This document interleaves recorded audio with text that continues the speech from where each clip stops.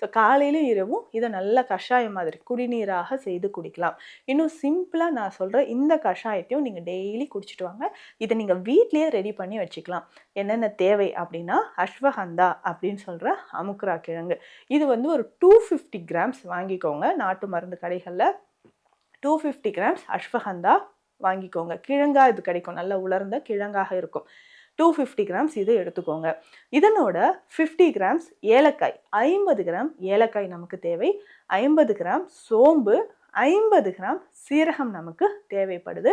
இதுலையுமே 50 கிராம் சிற்றரத்தை வாங்கிக்கோங்க. இது எல்லாமே வாங்கிட்டு நல்லா வெயிலில் உலர்த்தி 1-2 உரல்ல கூட போட்டு நீங்கள் 1-2 இடிச்சுக்கோங்க. இதை நல்லா கஷாய பொடி மாதிரி எடுத்து வச்சுக்கிட்டு டெய்லி ஒரு வேளை நீங்கள் குடிச்சிக்கிட்டே வாங்களேன். உடலில் இருக்கக்கூடிய பல பிரச்சனைகள், வலிகள் தீருது, சயாட்டிக் பெயின், நர்வ் கம்ப்ரெஷன் நமக்கு குணமாகுது.